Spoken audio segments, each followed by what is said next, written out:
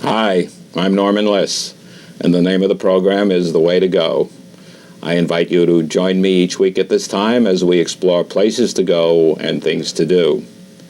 Photography is one of my favorite subjects, and I frequently have guests on this program who speak about photography. There's an exhibit now on in White Plains that I think we can all learn a lot from. It's the Central Color Photography exhibit, and my guest today is Barbara Gallois, who is one of the principals at Central Color and who can tell us a lot about photography. Barbara, this is the third exhibit that you have now mounted in the last 3 years showing the work of professional photographers. How come? Why do you do these exhibits? Well, we think it's an opportunity for the local photographers to show their work. Often they don't get the glory of having people come in and see their work because it just goes to the client.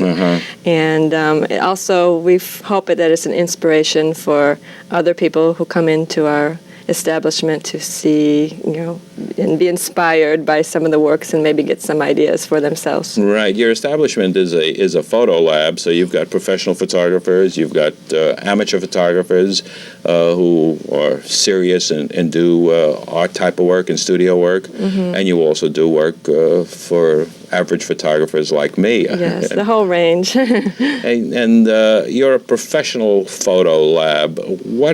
How does that differ from the work that is done if you take your photos to be processed in a supermarket or in a photo store? Well, to begin with, the equipment is very different. We have much more high-tech equipment that for processing, for example, the machines are what we call dip and dunk, where the film will go in and be attached at the ends and will just go in and out of the baths and not touch any rollers, whereas the amateur labs have more roller transport. So it preserves, I assume, the negatives themselves and the prints themselves. Yes. What we should talk about today is learning from the professionals for our own photography and how we can use that. And seeing this exhibit, perhaps, and we brought along with us today some of the actual examples from the exhibit, but what we can learn from what the professionals have done and apply them to what we do. For example, this first photo is a scene that could be taken on anybody's vacation anywhere, and it shows a man in an outdoor scene. Now, what do we learn from that? First of all, who did this photo? Okay, this is a photograph done by Jordan Leichter, and he's a local aspiring photographer, and he just kind of on his rounds, I don't recall if it's on vacation or if it was down possibly in Manhattan. He had his camera on him and just happened to notice this image, and I think he just caught it just at the right time and has it framed very well. And it's kind of a seize the moment situation, yes. which is basically what we do when we take photos when we travel. But it's not a setup situation. It's not a setup. It's something that caught his eye. I know when I had not a professional, a photographer named Harold Roth on my program, who is what he calls a serious photographer, that he always has his camera with him, and he sees he seizes the moment, and he knows that the composition and the lighting and I guess the texture are all the factors. And so basically what we can gather from this is that you should take your photographs, take your camera with you, and be prepared when you see something. And of course, the fact that this photo and the others we're going to see today have enlarged very, very well. What's necessary to have a photo that will enlarge to 11 by 14, 16 by 20, or whatever? Well, to begin with, the photographs that are in our exhibit are done by the professional photographer's equipment, which many are 4x5 format cameras and 8x10, which means the film is actually 8x10 inches. And that, of course, enlarges up very well to almost mural size prints. But what about 35 millimeter, which most of us shoot in? 35 millimeter, also, if you have a decent camera and you do a decent exposure, and the automatics usually take care of that for you, you can do quite well enlarging up to, I'd say, around 20 by 24 inches in size, as long as it's, a good negative. I've seen some photographs that were taken with an Instamatic that are just family pictures, and they're beautiful, and I don't know how large they would go, but I suppose it's the film that you use and the lighting, even if it's flash. Well, that's one thing we can take care of if you do come in and you're unsure of your image of how large it can go. We'll often do just like a strip test to make sure that the grain holds up. Some people like the effect when it's enlarged and the grain shows up more, and some people even play with that to give an effect. But actually, it is possible if you go to a custom laboratory to test to see whether the photo will stand up if you go larger. And then if you decide 20 by 24 is too big, then you can scale it down, and we can determine what size will do well.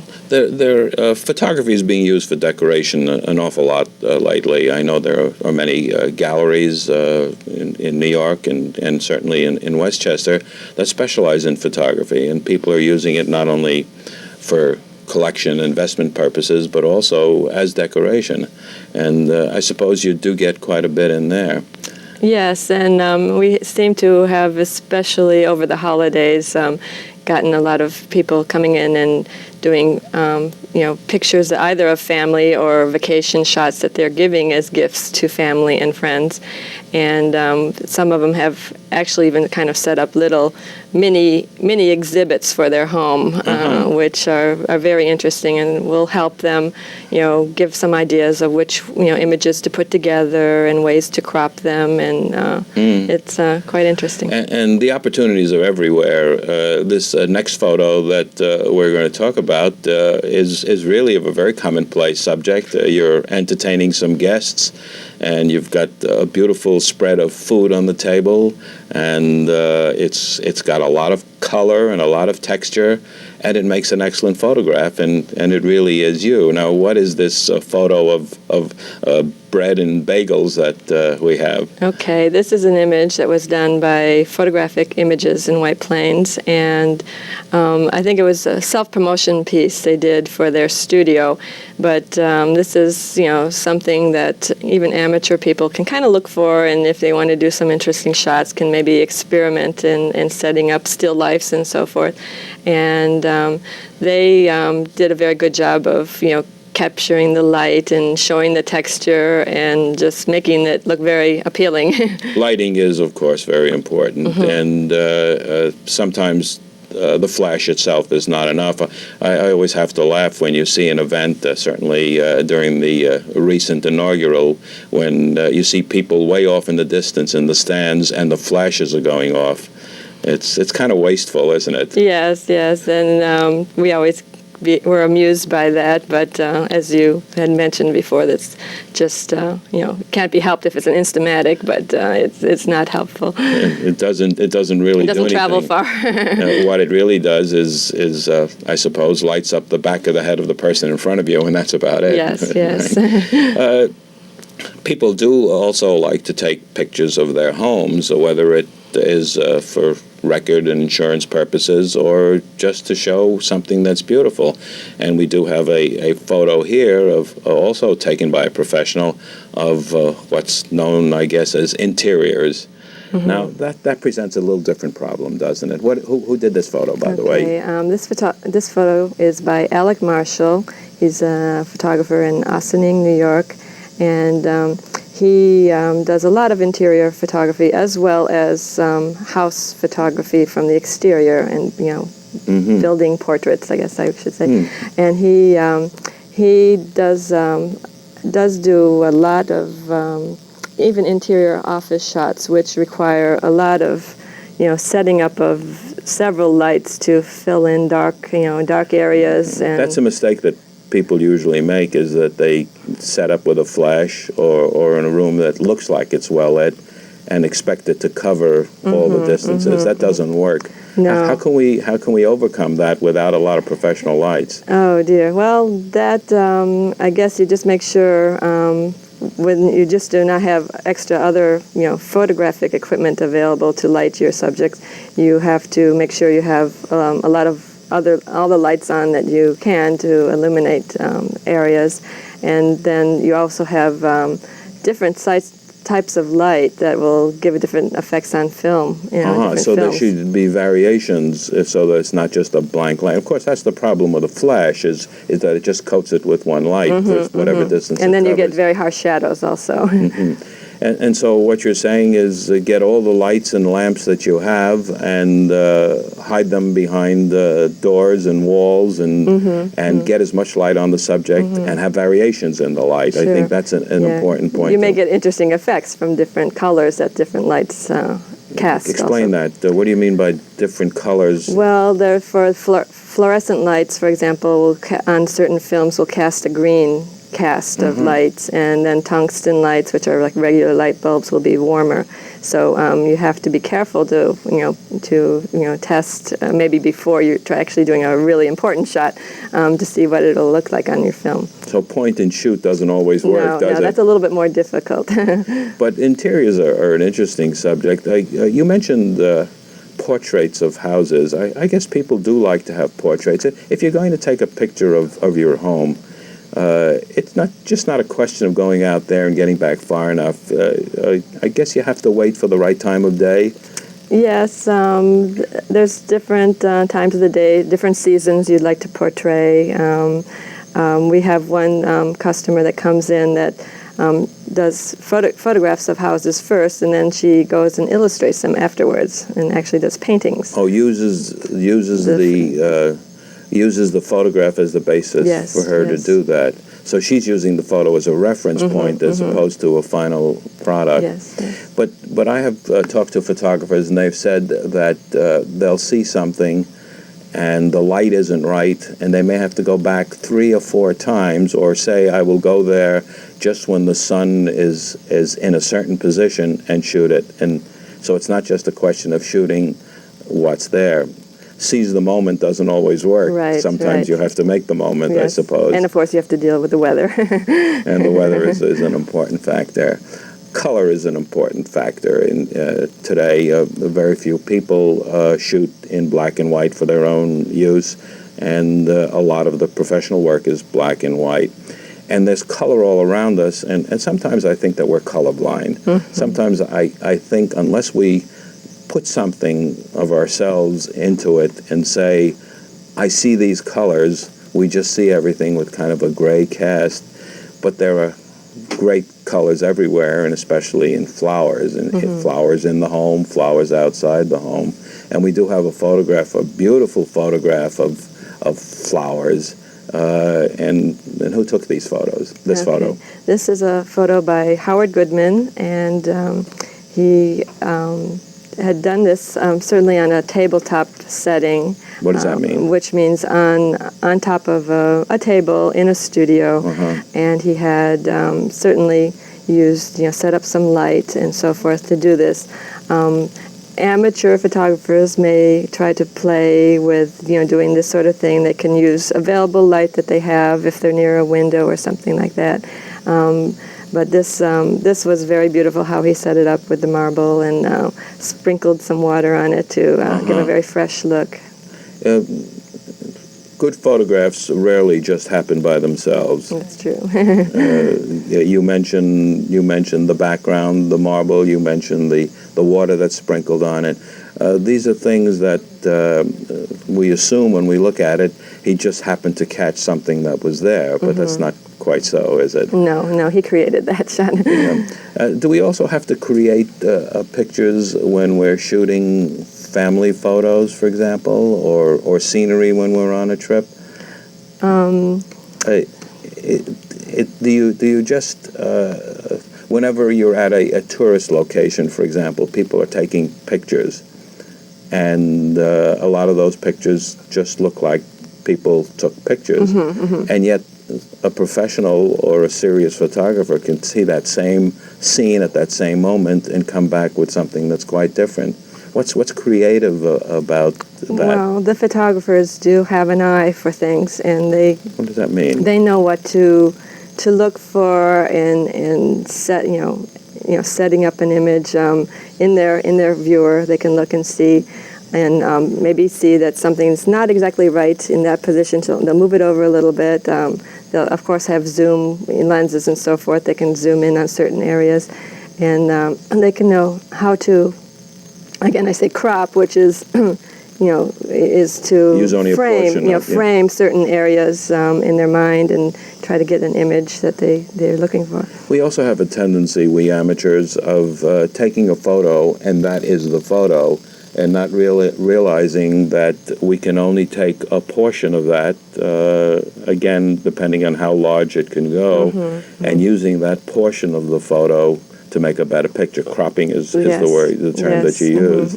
So it doesn't necessarily have to be that picture. Many amateurs do come in and have pictures that they want to have done, and you can sit down, or if you even have some old negatives that you already have images, you can kind of review them and take a look into each area, or if you have some prints from that, and see and take just little areas of it, and sometimes you can get a very interesting image just from going into one area of that particular shot. Is it better to take the overall picture and then do the cropping afterwards, or do you try to compose it in the camera in the final form? That is up to the individual. I know I always prefer to crop by eye and frame my shot in the camera exactly how I want it already. So you try to see the whole picture in the final form. The lighting is a subject that interests me. I think that we amateurs do not pay enough attention to that, and yet it's critical, isn't it? Yes. Some of the things that you're saying today about the different types of the source of illumination, whether it be natural light, or whether it be incandescent, or whether it be fluorescent, all have an effect on the color of the exact same thing that you're shooting. How do you determine that? How do you know what the final color is going to look like? So what we see is not necessarily what we get. Well, again, I think you have to kind of test a little bit. If you're an amateur and you just want to try some things, you may be shooting indoors or outdoors. You'd have to try to get a daylight film for outdoors. And then if you're shooting indoors, you may need a flash, for certain types of film. So you may, go to the store and ask your professional what is best for what you're trying to do, and then, test it. Just keep shooting and trying things and see what the result is. Is there a lot, or is there a trend of people using their own photographs for decorating? I think there always has been, especially people who already have an interest in photography, or just have traveled and have taken photography on their trips. They always like to keep memories of it, and I think it's always something nice to display at your home.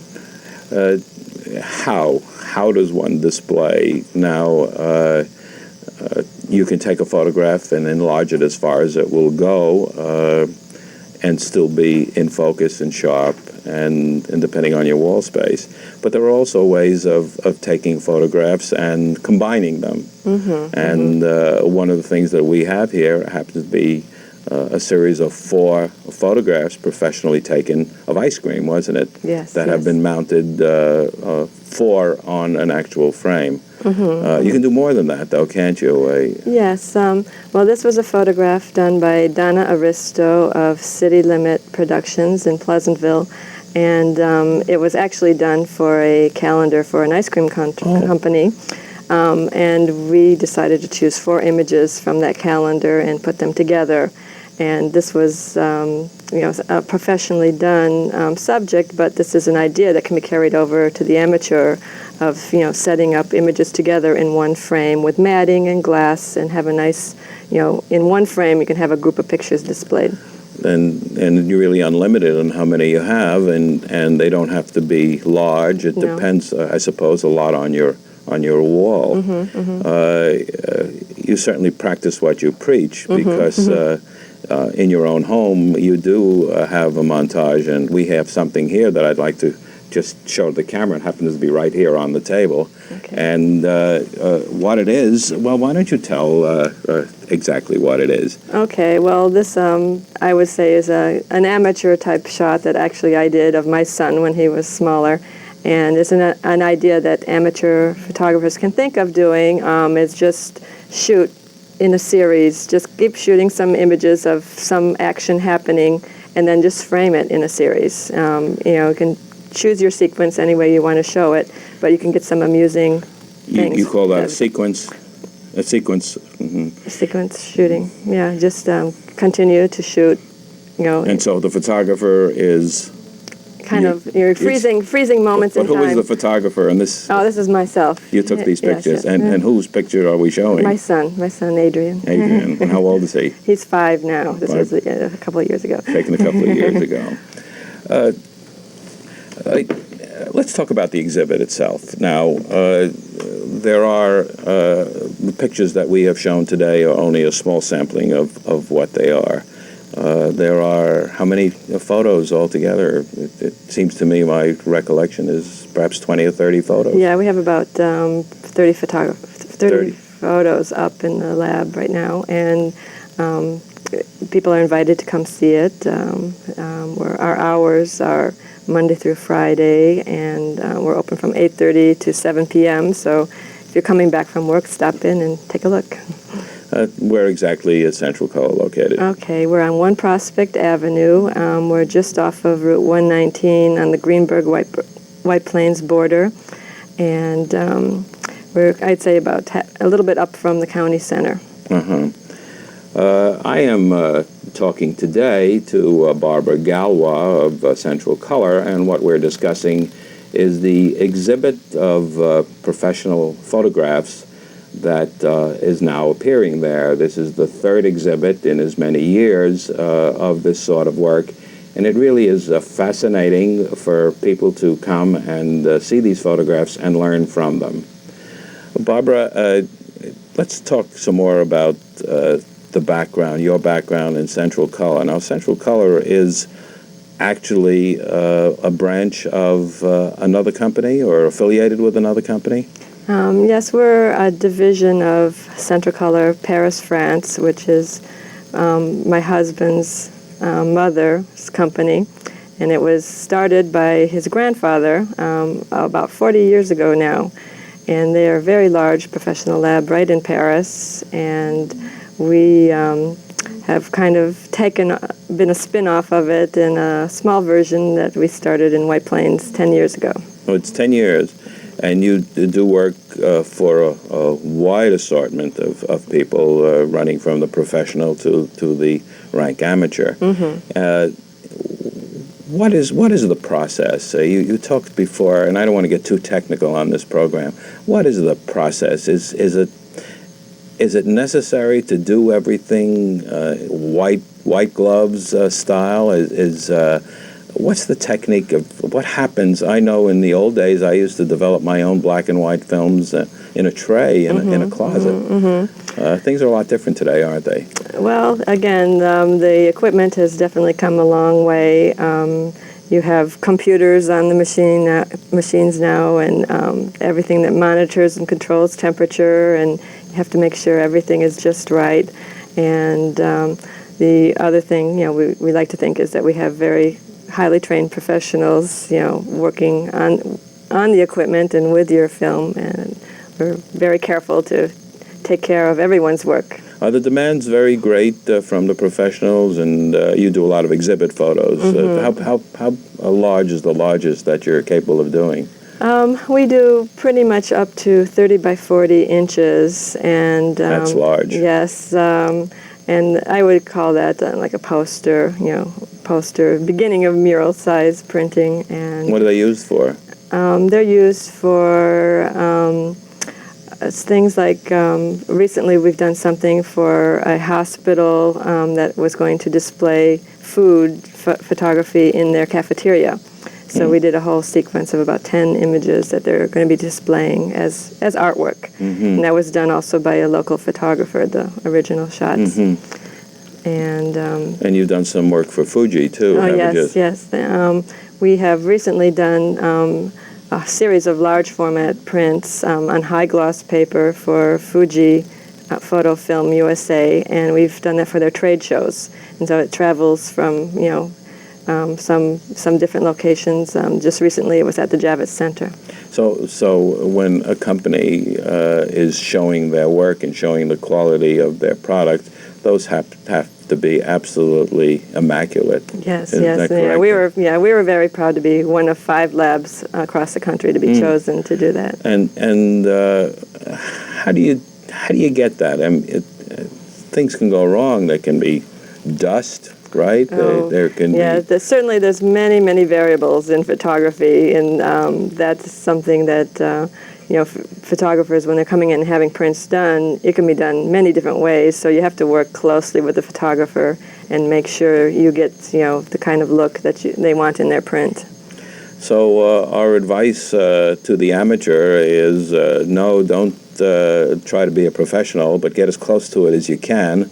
In order to do that, be conscious of lighting, of composition, of texture. Use the right film. Make sure that your film is processed properly. There are a lot of things that can go wrong along the way. Test. There's a term that photographers use. Bracket.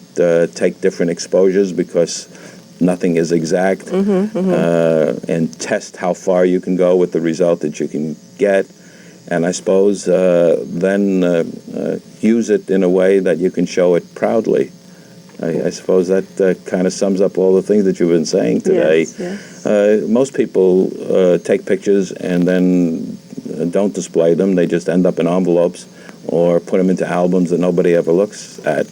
But if you really want to be proud of your photography, you can frame it in many of the ways that we've discussed today and then put it up on the wall. Yes, that way it won't be forgotten. That way it won't be forgotten. Well, I'm sure that our conversation today won't be forgotten because we have run out of time. And I thank you very much for joining us today and talking about the exhibit at Central Color. Thank you. My guest today has been Barbara Gallois of Central Lab, and I really suggest that you visit there and take a look at the exhibit of photography by professional photographers. I'm Norman Liss. The name of the program is The Way to Go. Until next week at this time, enjoy yourself.